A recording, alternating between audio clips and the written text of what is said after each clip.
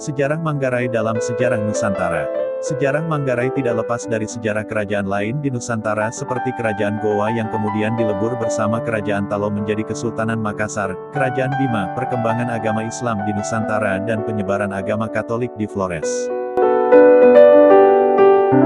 Kawasan Barat Flores, Manggarai, pada masa lampau dikuasai oleh Kerajaan Bima hingga pada awal tahun 1900. Bima menjadi kerajaan Islam karena pengaruh penguasa Gowa yang memeluk Islam pada tahun 1605 dan kemudian membentuk Kesultanan Makassar. Bima yang saat itu menjadi taklukan Gowa kemudian memeluk agama Islam. Sebagai daerah taklukan, Bima mengirim upeti kepada penguasa Gowa yang juga diambil dari tanah Manggarai seperti hasil bumi dan ternak.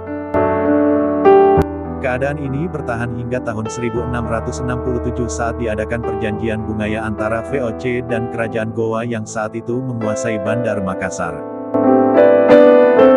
Gowa yang merasa dirugikan oleh perjanjian tersebut tetap melakukan perlawanan di bawah pimpinan Sultan Hasanuddin hingga akhirnya dikalahkan oleh VOC pada 1669. Perlawanan ini dikenal dengan Perang Makassar, tahun 1666 sampai tahun 1669. Daerah yang berhasil lepas dari kekuasaan Gowa akibat perjanjian dan perang ini adalah Makassar, Bon dan Bima. Pada tahun 1669, Bima kemudian menyerah dan menandatangani suatu perjanjian dagang dengan VOC. Selanjutnya, Bima menjadi penguasa tunggal atas Manggarai yang diakui oleh VOC.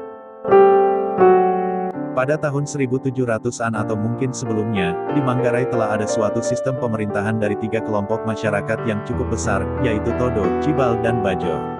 Pada tahun 1727, seorang putra Sultan Bima mempersunting seorang putri dari Kesultanan Makassar, Putri Daeng Tamima. Kawasan Manggarai kemudian diserahkan sebagai hadiah perkawinan dan Putri Daeng Tamima mendirikan kerajaan Islam di Riau, pantai utara Manggarai.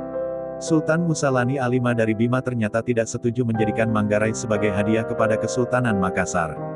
Maka, pada tahun 1732 dibentuklah persekutuan dengan Bajo untuk menyerang Riau dari laut dan mengusir orang Makassar di Riau.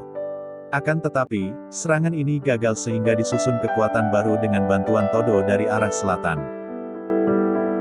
Todo menggunakan kesempatan ini untuk memperoleh hegemoni dan pengaruh atas pedalaman Manggarai dengan menaklukkan penguasa-penguasa lokal di pedalaman.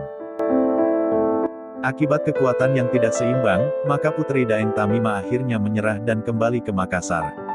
Dengan demikian pengaruh Bima atas Manggarai tetap dapat dipertahankan. Setelah mengamankan kekuasaan di Manggarai, Bima menjadikan Riau sebagai pusat pemerintahan di Manggarai dengan mengangkat perwakilan Sultan Bima yang disebut Naib. Perwakilan Sultan Bima yang kedudukannya lebih rendah dari perwakilan di Riau juga ditempatkan di Labuan Bajo, Pota dan Bari. Di Manggarai, Kesultanan Bima mempelopori suatu sistem pemerintahan yang disebut Kedaluan dan Gelarang. Gelarang memiliki status di bawah Kedaluan. Pada tahun 1732, situasi struktur pemerintahan di Manggarai adalah perwakilan Sultan Bima di Riau, Pota, Bari dan Labuan Bajo, 3 dalu besar, Todo, Cibal dan Bajo yang tidak mempunyai hubungan koordinatif dengan Naib di Riau dan juga dalu-dalu kecil lainnya. Selanjutnya, dalu Todo juga membawahi 13 kedaluan yang lebih kecil yaitu Kolang, Lelak, Wontong, Welak, Endoso, Deles, Rahong, Ruteng, Pocoleok, Torok Golo, Sita, Triwu dan Manus, namun tetap membayar upeti kepada Naib di Riau. Sementara itu, dalu Cibal dan dalu Bajo tidak membawahi dalu-dalu kecil lainnya namun juga membayar upeti kepada Naib di Riau. Kedaluan yang mempunyai hubungan koordinatif dengan Naib di Riau adalah Ruis, Pasat, Galak, Rego, Pacar, Boleng, Kempo, Gorang, Burak, Look dan Lambaleda. Sementara itu, kedaluan yang berada dalam garis koordinatif dengan Naib di Pota adalah Congkar, Biting dan Rembong. Seiring dengan berkembangnya daerah kekuasaan Bima di Manggarai dan juga daerah kekuasaan dalu besar yang ada maka jumlah kedaluan di Manggarai pun bertambah. Pada perkembangannya, daerah Manggarai terbagi dalam 38 kedaluan. Situasi struktur pemerintahan di Manggarai tahun 1732.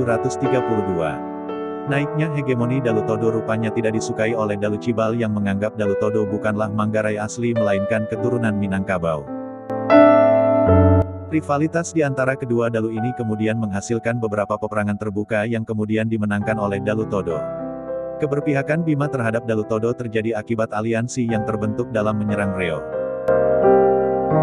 Namun, sebenarnya Bima tidak mempunyai kepentingan terhadap perselisihan yang terjadi di antara kedua Dalu tersebut selain mengamankan pengaruh mereka atas Manggarai.